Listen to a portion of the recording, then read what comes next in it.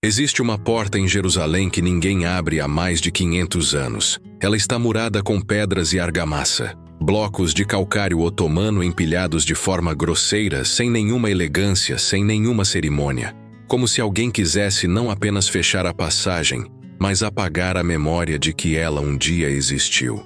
E na frente dela, um cemitério muçulmano foi construído de propósito, com centenas de túmulos bloqueando a passagem. Lápides de pedra cinza e branca, algumas com séculos de idade dispostas em fileiras cerradas como soldados montando guarda eterna. Por quê? O que há por trás desta porta que fez com que um império inteiro decidisse selá-la permanentemente? E por que até hoje nenhum governo, nenhuma autoridade religiosa, nenhuma força política conseguiu, ou quis, reabri-la? Aqui está o que torna isso ainda mais perturbador. Jerusalém já teve dezenas de portões ao longo de sua história milenar. Muros foram erguidos e derrubados. Portões foram selados e reabertos inúmeras vezes, conforme impérios subiam e caíam. Os romanos selaram portões. Os cruzados os reabriram. Os mamelucos fecharam uns e abriram outros. É o ritmo natural de uma cidade que foi conquistada, destruída e reconstruída mais de 40 vezes em 3.000 anos. Mas este portão, o Portão Dourado, permanece fechado. Através de impérios otomanos, mandatos britânicos, guerras árabe-israelenses e décadas de negociações diplomáticas, nenhuma força da história conseguiu reabri-lo. Ou talvez, nenhuma ousou.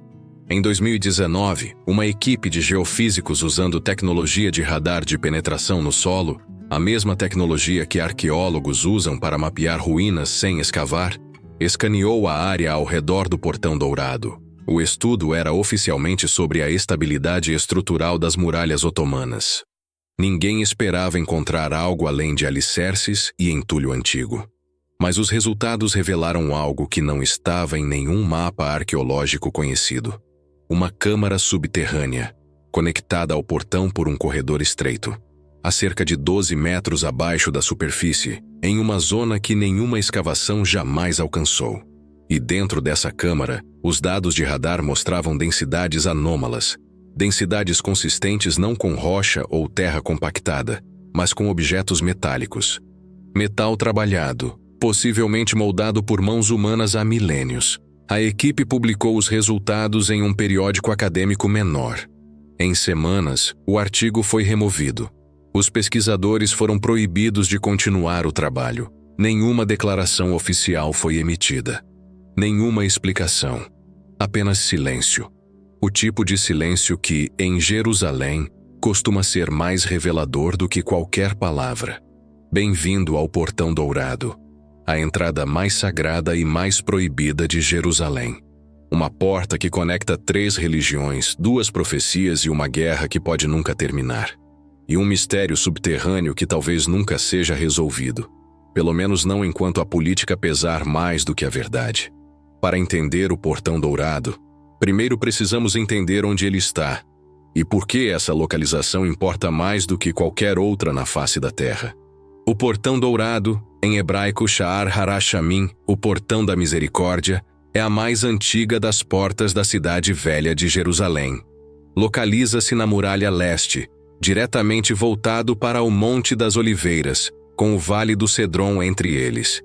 Se você estiver no topo do Monte das Oliveiras ao nascer do sol, o Portão Dourado é a primeira coisa que a luz toca nas muralhas da cidade. É como se a própria geografia tivesse sido desenhada para criar esse momento. Sua posição não é acidental.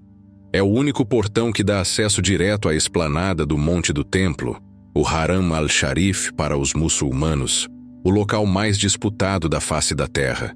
36 acres de pedra e história que 3 religiões reivindicam como o centro espiritual da humanidade.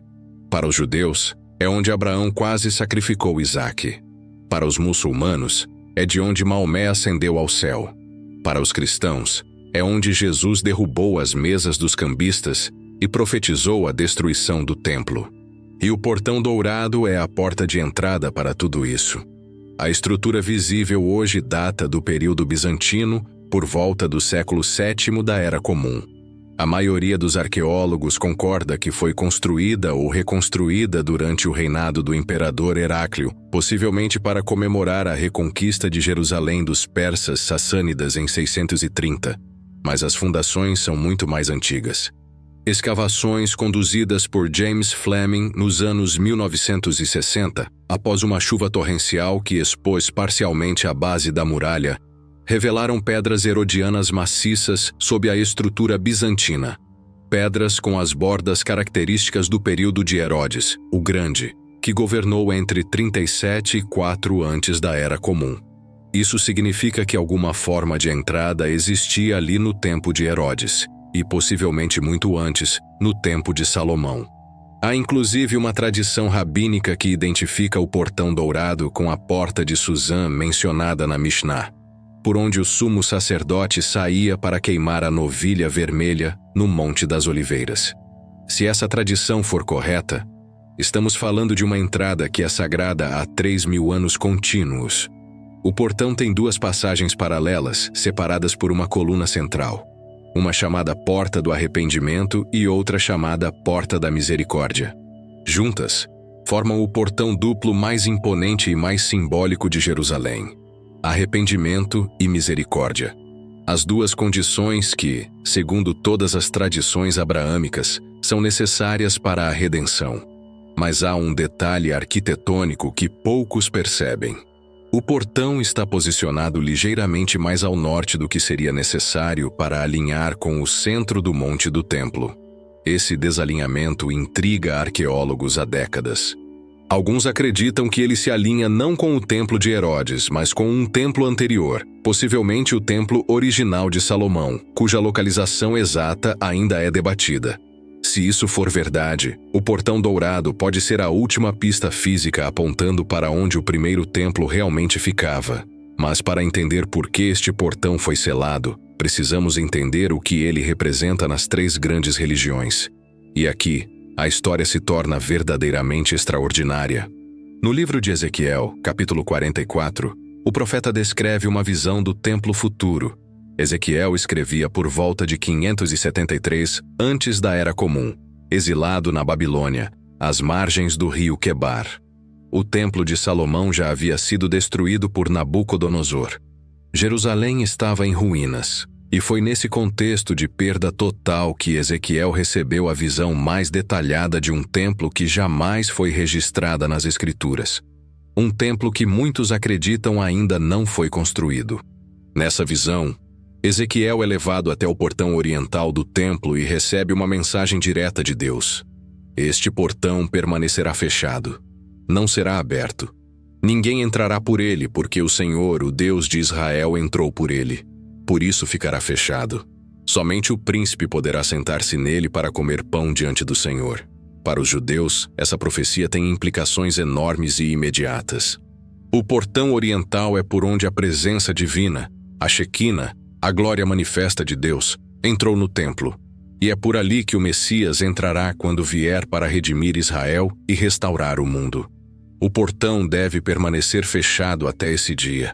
Qualquer tentativa de abri-lo antes seria não apenas imprudência, seria uma violação direta da vontade divina, uma profanação do sagrado. A tradição talmúdica acrescenta camadas adicionais. Segundo o Midrash, a Shequina deixou o templo pelo portão oriental antes da destruição babilônica em 586 antes da Era Comum. Ela se retirou para o Monte das Oliveiras, onde permaneceu por 3 anos e meio, chamando Israel ao arrependimento. Quando o arrependimento não veio, ela ascendeu ao céu. E quando retornar, com o Messias, ela reentrará pelo mesmo portão. É uma narrativa de partida e retorno que abrange milênios. Para os cristãos, a tradição é igualmente poderosa, mas com uma camada adicional: Jesus. A tradição cristã diz que Jesus entrou em Jerusalém pelo portão dourado no domingo de Ramos, montado em um jumento, enquanto multidões o aclamavam com ramos de palmeira. O Evangelho de Mateus registra a cena. A multidão clamando Hosana, capas sendo estendidas no chão, a cidade inteira sendo tomada de agitação. Se Jesus realmente entrou pelo portão dourado, ele cumpriu simultaneamente a profecia de Zacarias. Eis que o teu rei vem a ti, justo e salvador, humilde, montado em um jumento. E deu novo significado à profecia de Ezequiel. Para os cristãos, quando Cristo retornar, descerá ao Monte das Oliveiras, conforme os Atos dos Apóstolos, e entrará novamente em Jerusalém pelo Portão Dourado. O portão selado é, para os cristãos, uma prova física de profecia em andamento. Uma profecia que aguarda cumprimento, uma porta fechada esperando o momento certo para se abrir. Mas isso levanta uma pergunta fascinante que poucos fazem. Se a profecia de Ezequiel diz que o portão deve permanecer fechado, e se Jesus já entrou por ele, como ele pode entrar de novo por um portão que deveria estar fechado? A resposta teológica varia. Alguns argumentam que Ezequiel fala de um templo futuro, não do atual. Outros dizem que a entrada messiânica transcende barreiras físicas, mas a tensão permanece. É uma das muitas contradições que fazem de Jerusalém o lugar mais teologicamente complexo do planeta. Para o Islã, a tradição é diferente, mas igualmente poderosa. Fontes islâmicas medievais, incluindo comentários de Al-Tabari e Al-Qurtubi, associam o portão ao dia do julgamento, o Yawm al-Qiyamah. O portão é chamado de Bab al-Rahmah, portão da misericórdia, e segundo tradições escatológicas, é próximo dali que as almas serão julgadas no fim dos tempos. O Alcorão descreve uma barreira entre o paraíso e o inferno, e comentadores clássicos a localizaram nesta região, entre o Monte das Oliveiras e o Monte do Templo. O Al-Sirat, a ponte sobre o inferno que todos devem cruzar, mais fina que um fio de cabelo, mais afiada que uma espada, é descrita em alguns textos como estendendo-se a partir do Monte das Oliveiras, sobre o Vale do Cedron, passando pelo Portão Dourado. Os justos cruzarão em um piscar de olhos, os ímpios cairão. 3 religiões, o mesmo portão, e todas concordam em uma coisa: algo definitivo acontecerá ali, algo que mudará a condição humana para sempre. Em 1541, o sultão otomano Suleiman, o Magnífico, ordenou a reconstrução das muralhas de Jerusalém. Suleiman era possivelmente o monarca mais poderoso da terra naquele momento, governando do Danúbio ao Golfo Pérsico, senhor de um império que abarcava 3 continentes e dezenas de povos. E Jerusalém, embora pequena e economicamente insignificante, tinha um valor simbólico incalculável. Quem controlava Jerusalém reivindicava a autoridade espiritual sobre metade da humanidade. A reconstrução das muralhas, que são essencialmente as mesmas que você vê hoje, levou 4 anos e mobilizou milhares de trabalhadores. E durante essa reconstrução monumental, Suleiman ordenou algo específico: selar o Portão Dourado com pedras maciças. Não reformá-lo, não reforçá-lo, selá-lo completamente. Transformar uma porta em parede. A razão oficial nunca foi documentada com clareza nos registros otomanos sobreviventes. Mas há 2 teorias predominantes, e a verdade provavelmente envolve as 2. A primeira teoria é estratégica. Suleiman queria proteger Jerusalém de potenciais invasores, especialmente dos cristãos europeus, que haviam lançado cruzadas contra Jerusalém por séculos. O portão oriental era vulnerável porque dava acesso direto ao Monte do Templo, o coração fortificado da cidade. Selá-lo era simplesmente defesa militar inteligente. Mas essa teoria tem problemas significativos. Outros portões igualmente vulneráveis, como o Portão de Herodes e o Portão de Damasco, foram mantidos abertos e simplesmente reforçados. Por que selar especificamente este? Por que não apenas fortalecer suas defesas como foi feito com os outros? A segunda teoria é profética, e é aqui que a história se torna verdadeiramente fascinante. Suleiman era um homem educado. Conhecia não apenas o Alcorão, mas também as tradições judaicas e cristãs. Seus conselheiros incluíam estudiosos de várias tradições, e ele certamente conhecia as profecias sobre o Messias entrando pelo portão oriental. Se ele selasse o portão e colocasse um cemitério muçulmano em frente, criaria uma barreira tripla: física, religiosa e ritual. Física, porque pedras e argamassa bloqueariam qualquer passagem. Religiosa, porque um cemitério muçulmano é terreno sagrado no Islã. e removê-lo seria uma profanação inaceitável e ritual, porque nenhum sacerdote judeu, um Cohen, é ritualmente permitido a pisar em cemitérios, sob pena de contaminação espiritual. O Messias, que muitos acreditam ser descendente da linhagem sacerdotal, estaria, portanto, bloqueado. Não poderia se aproximar do portão sem violar a própria lei que deveria cumprir. É uma jogada geopolítica espiritual extraordinária. Usar a morte para impedir a redenção. Usar túmulos como barricadas contra a ressurreição. O cemitério foi construído deliberadamente. Centenas de túmulos muçulmanos foram colocados diretamente na frente do portão, criando uma barreira que cresce com o tempo. A cada geração, mais túmulos são adicionados. Famílias consideram uma honra ter parentes enterrados ali, próximos ao local do julgamento final. E remover esses túmulos é, no Islã, uma ofensa gravíssima. Uma violação de princípios religiosos tão fundamentais que nenhum governo israelense, por mais militarmente poderoso, ousaria fazê-lo. O custo político seria apocalíptico. A ironia não poderia ser mais perfeita. Há também uma lenda popular, não documentada em fontes otomanas oficiais, mas amplamente repetida, de que Suleiman consultou místicos e astrólogos antes de selar o portão. Dizem que ele perguntou se o Messias poderia superar uma barreira de mortos. A resposta que recebeu foi ambígua. Aquele que Deus envia não pode ser detido por pedras nem por ossos, mas aquele que vem por vontade própria será impedido. Suleiman, segundo a lenda, interpretou isso como um desafio e selou o portão mesmo assim. E assim, há quase 500 anos, o portão mais profético de Jerusalém permanece murado e bloqueado por um campo de mortos. Impérios nasceram e caíram desde então. O mundo foi transformado pela Revolução Industrial, por guerras mundiais, pela era nuclear, pela era digital. Mas o portão dourado permanece exatamente como Suleiman o deixou. Selado, silencioso, esperando. Agora voltamos à descoberta de 2019 que mencionei no início. E aqui a história se torna verdadeiramente fascinante. A equipe de geofísicos, composta por pesquisadores israelenses e europeus, usando equipamentos de última geração emprestados de um projeto de mapeamento sísmico na Itália, estava conduzindo um estudo de rotina sobre a estabilidade estrutural das muralhas otomanas. Jerusalém fica em uma zona sísmica ativa. Terremotos já danificaram as muralhas no passado. O mais recente e significativo em 1927, que causou rachaduras visíveis em vários trechos.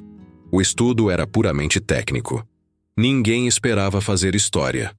O equipamento usado era um GPR, Ground Penetrating Radar, de alta resolução, capaz de detectar estruturas subterrâneas a profundidades de até 30 metros.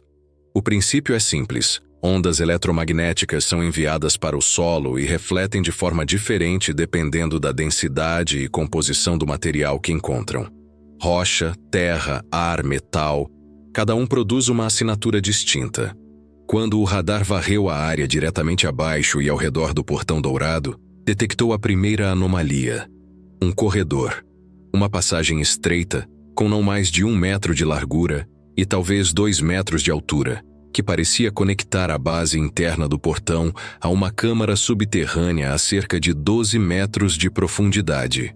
O corredor descia em ângulo, como se tivesse sido escavado deliberadamente para ser discreto, quase invisível de qualquer ponto de acesso na superfície. A segunda anomalia era a câmara em si. Aproximadamente 4 metros por 6 metros. Com um teto abobadado típico de construções do período do Primeiro Templo. E dentro dessa câmara, o radar detectou objetos com densidade significativamente diferente do entorno, não rocha natural, não cascalho, não terra sedimentar. A assinatura era consistente com metal trabalhado, possivelmente bronze, possivelmente ouro, possivelmente ferro. O radar não pode distinguir entre metais, apenas confirmar que a densidade não corresponde a materiais geológicos naturais. Os pesquisadores foram cautelosos em suas conclusões públicas. No artigo que publicaram, em um periódico de geofísica, não de arqueologia, descreveram os achados em linguagem técnica. Poderia ser qualquer coisa, escreveram. Ferramentas de construção antigas, armas de algum exército esquecido, moedas acumuladas ao longo dos séculos, até mesmo canos de água de algum aqueduto desconhecido, mas em correspondência privada, trechos da qual vazaram para a imprensa israelense meses depois, os pesquisadores foram mais diretos. A localização era extraordinariamente significativa. Diretamente sob o portão mais sagrado de Jerusalém, em uma câmara que aparentemente não tem nenhuma entrada visível na superfície. Quem quer que tenha colocado aqueles objetos ali, fez questão de que não fossem encontrados facilmente. A câmara parecia ter sido selada intencionalmente. E é aqui que a história toma um rumo inesperado.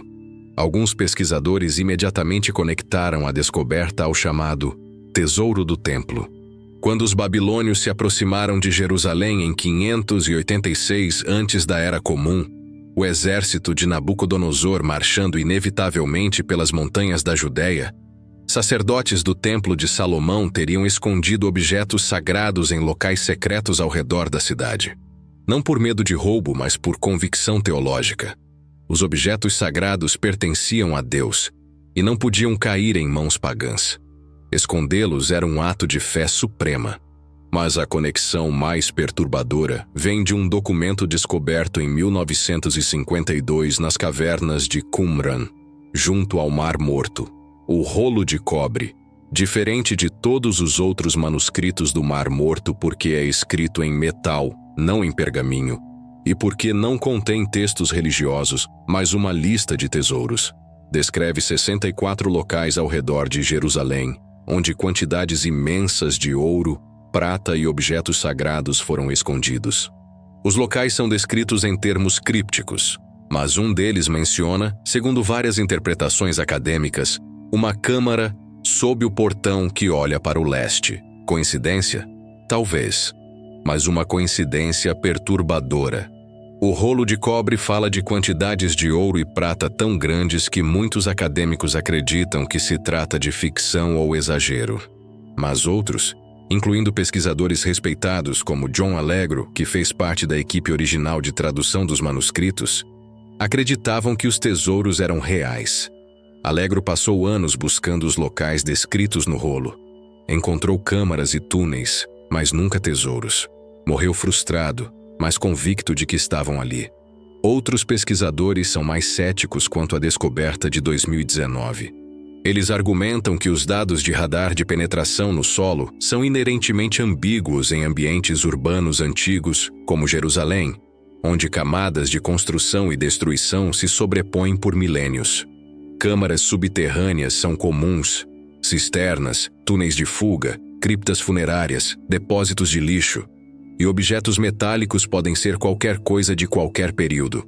O problema é que ninguém pode verificar. A área está sob jurisdição do Waqf Islâmico, que controla o Monte do Templo e seus arredores. Escavações são estritamente proibidas, perfurações são proibidas. Até mesmo estudos de radar são politicamente sensíveis. O estudo de 2019 só foi possível porque foi classificado como avaliação estrutural, não como pesquisa arqueológica. A câmara, seja o que for que contenha, permanecerá selada e inacessível até que as condições políticas mudem. E em Jerusalém, condições políticas mudam na velocidade de placas tectônicas. E aqui entramos no território mais delicado desta história. O território onde arqueologia, profecia e geopolítica colidem. Existe um movimento crescente entre grupos messiânicos, tanto judeus quanto cristãos, que acreditam que o portão dourado deve ser reaberto como parte do cumprimento profético.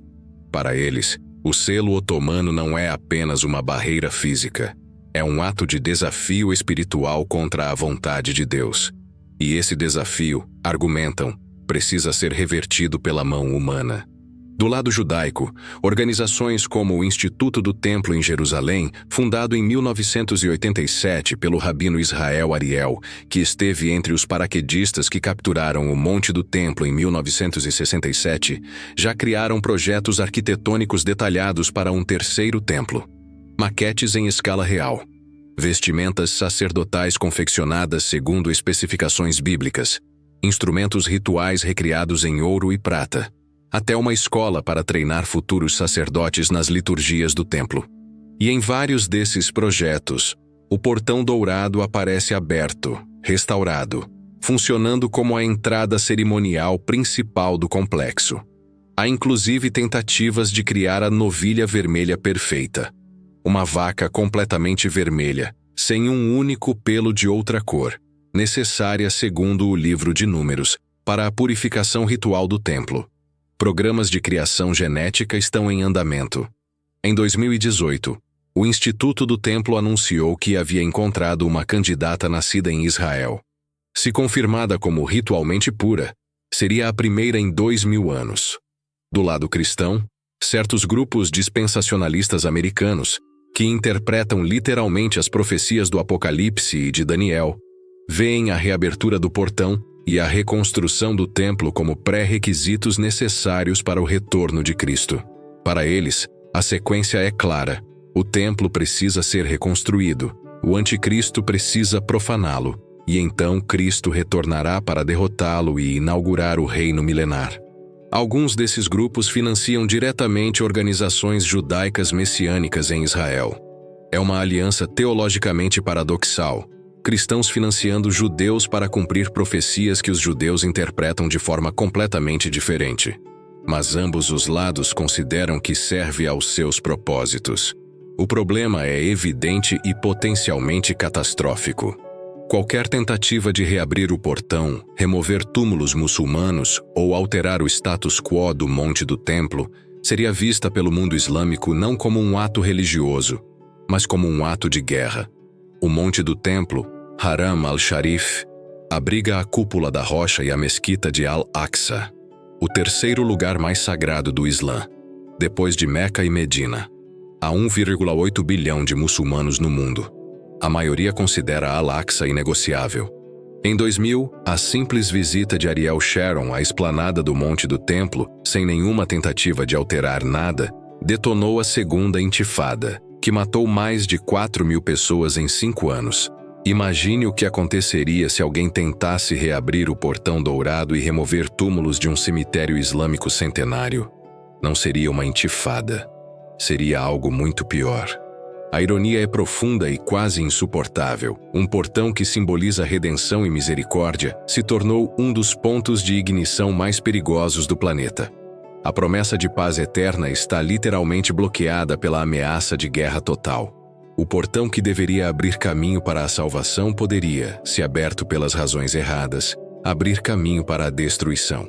Há algo que me fascina sobre o portão dourado que vai além da arqueologia, além da política, além até mesmo da teologia. É a ideia de uma porta fechada como símbolo. Pense nisso por um momento. Permita-se realmente considerar as camadas de significado aqui. Um portão que 3 religiões concordam que será aberto, mas que ninguém ousa abrir.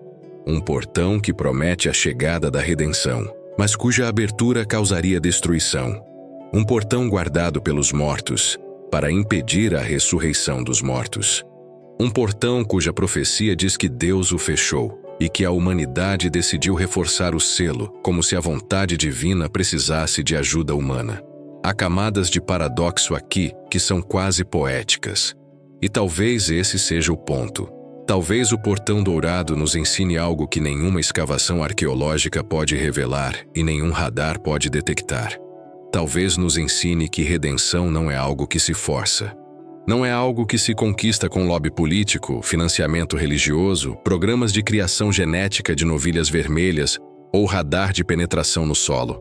Não é algo que se agenda em calendários proféticos ou se financia com doações de televangelistas. Talvez o portão esteja fechado porque ainda não estamos prontos para o que está do outro lado. Não porque faltam ferramentas para abri-lo. Temos dinamite, temos escavadeiras, temos tecnologia para remover qualquer barreira física em horas, mas porque faltam as qualidades humanas que a passagem por ele exige. Justiça, compaixão, humildade. A capacidade de ver no outro, no judeu, no cristão, no muçulmano, no ateu, não um obstáculo para a redenção, mas parte dela. O profeta Ezequiel disse que o portão permaneceria fechado porque Deus passou por ele. Talvez a lição seja esta: Não somos nós que abrimos portões sagrados. Eles se abrem quando nos tornamos dignos da passagem. Não quando temos poder para derrubá-los, mas quando temos a sabedoria para merecê-los. Há um detalhe que quase nunca é mencionado nos debates sobre o portão dourado. Na mesma profecia de Ezequiel, capítulo 47, água viva brota do templo restaurado. Ela flui para leste, passando pelo portão, e desce até o Mar Morto, o ponto mais baixo da terra, o corpo d'água mais salgado e mais inóspito. E onde essa água toca, o Mar Morto se torna vivo. Peixes nadam, árvores florescem, a morte se transforma em vida. Talvez essa seja a imagem mais poderosa de todas. Não o portão em si, mas o que flui através dele quando se abre. Não conquista, não poder, não triunfo militar ou político, mas água, vida, cura. A transformação do que está morto em algo que respira e cresce. Em Jerusalém, milhares de pessoas olham para o portão dourado todos os dias. Judeus rezam diante dele, murmurando salmos com os olhos fechados. Cristãos o fotografam, tentando capturar a luz dourada do entardecer que deu ao portão seu nome. Muçulmanos cuidam do cemitério que o guarda, limpando lápides, recitando o Alcorão sobre os túmulos de seus ancestrais. Turistas ficam ali, confusos, perguntando aos guias por que uma porta tão bonita está murada. Todos esperam. Todos, de alguma forma, acreditam que um dia ele se abrirá. E talvez a espera em si seja o ponto.